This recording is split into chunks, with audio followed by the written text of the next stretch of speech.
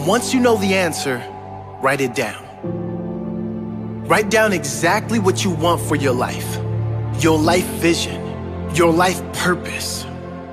And once you have that, go over it every single day. Every single day. Create pictures in your mind. Write down how you are going to get that life. What do you have to do to claim that life? Who do you have to become to claim that life? You see, most people when asked that question can't answer it. Most people when asked, what do you want from life, cannot answer the question. They don't know what they want for their own life. They're just wandering around here aimlessly. Most people don't even know what they really want for their own life. And guess what? People who don't know where they're going to end up. Someplace they don't want to be. That does not have to be you. The first key is to get quiet. Get in a space alone and ask yourself, who am I? What do I really want for my life? What do I need to do to live my best life? What is my purpose? Why must I do this? What example do I want to set to everyone around me, especially those I love, those close to me? What legacy do I want to leave? Once you have that clarity and clear purpose, you can get to work, making every day your best day, growing and evolving every day, setting the example of a great life every day, loving the life you are living every day. Claim that life today. Don't put it off any longer. You deserve this.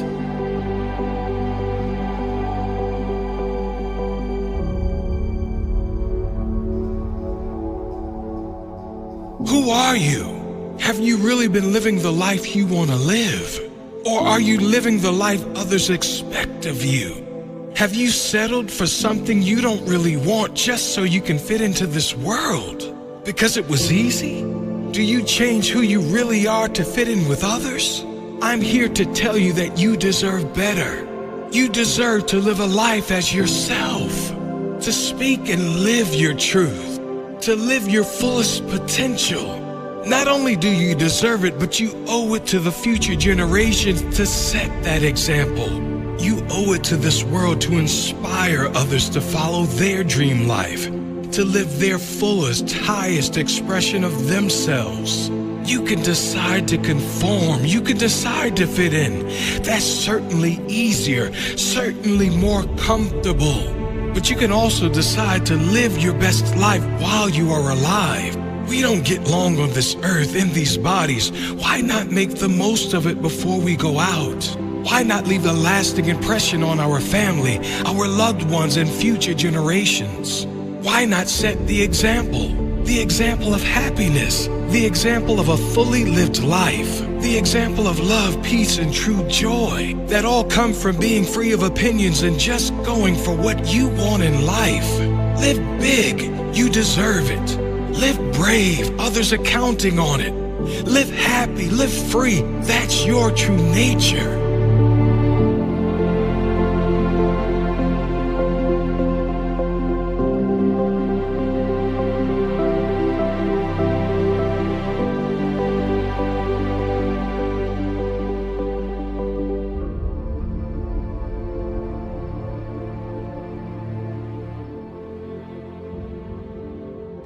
But just these three things will carry you if you let them. First and foremost, knowing who you are.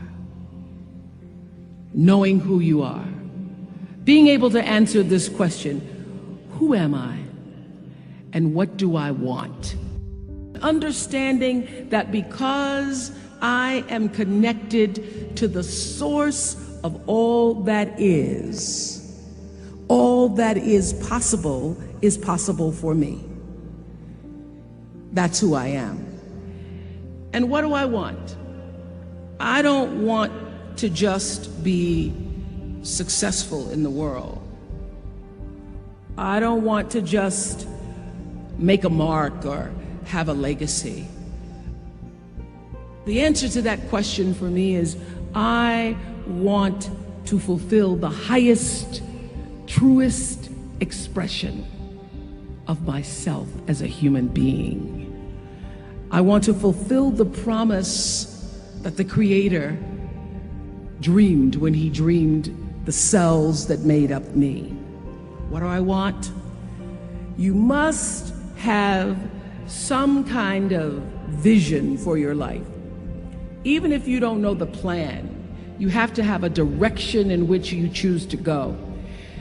I never was the kind of woman who liked to get in a car and just go for a ride.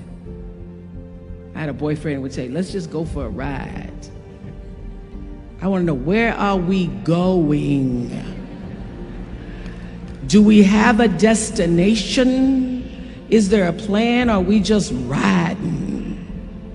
What I've learned is that's a great metaphor for life. You want to be in the driver's seat of your own life, because if you're not, life will drive you. Number two, you must find a way to serve. Martin Luther King said that not everybody can be famous, but everybody can be great, because greatness is determined by service. Now, we live in a world where everybody wants to be famous and where we admire people for just being famous. We think being known brings us value. The truth is, all of that will fade in time. The real truth is that service and significance, service and the significance that you bring to your service is that which is lasting. And if you look at all the most successful people in the world, whether they know it or not, they have that paradigm of service. For many years, I was really just happy to be on TV, and people would stop and say, oh, you on TV? Yeah, I'm on TV. I like being on TV. It's a nice job. And it was about the time that I received my honorary doctorate from Spelman around 1993, that I went back and I took a long look at what it was I was doing on TV, and made a decision that I was no longer going to just be on TV, but I was going to use TV as a platform, as a force for good, and not be used by TV. And I will tell you, my decision to make that significant change in the way I operated on television, using television as a service, changed my career exponentially. Service, using whatever it is you produce, your product, as a way of giving back to the world. When you shift the paradigm of whatever it is you choose to do to service, and you bring significance to that, success will, I promise you, follow you. Service and significance equals success. That's number two. Number three, it's so simple, but so hard to do. Always do the right thing. Always.